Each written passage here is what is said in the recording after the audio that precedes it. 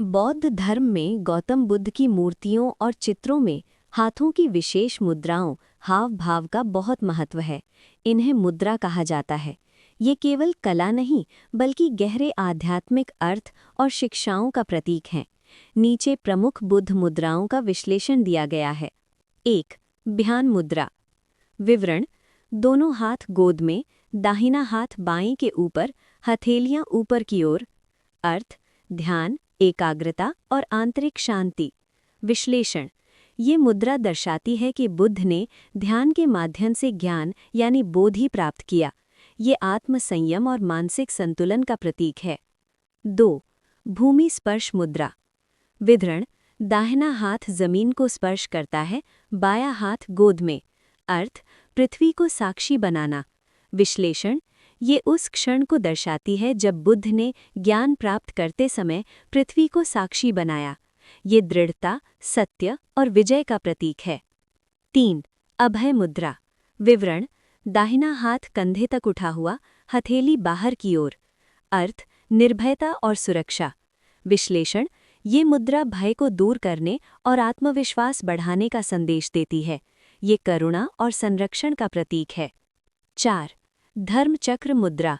विवरण: दोनों हाथ छाती के सामने, अंगुलियां चक्र के आकार में। अर्थ: धर्म चक्र प्रवर्तन, उपदेश देना। विश्लेषण: ये बुद्ध के पहले उपदेश यानी सारनाथ का प्रतीक है। ये ज्ञान के प्रसार और शिक्षा का प्रतिनिधित्व करती है। 5. वरद मुद्रा। विवरण: हाथ नीचे की ओर, हथेली सामने। अर्थ: दान, करुणा और आशीर्वाद। विश्लेषण: ये उदारता और दूसरों की सहायता का प्रतीक है। इसमें बुद्ध की करुणा झलकती है। 6. वितर्क मुद्रा। विवरण: अंगूठा और तर्जनी मिलाकर वृत्त बनाते हैं, बाकी उंगलियां ऊपर।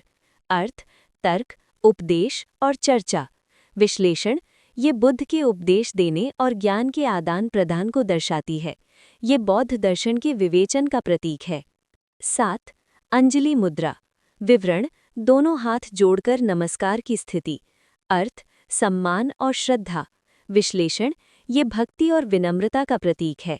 साधक और गुरु के बीच सम्मान दर्शाता है। समग्र विश्लेषण: बुद्ध की सभी मुद्राएं केवल शारीरिक संकेत नहीं बल्कि जीवन दर्शन को व्यक्त करती हैं। ये मुद्राएं 3 मुख्य मूल्यों को दर्शाती हैं: ज्ञान, करुणा और आत्मनियंत्रण।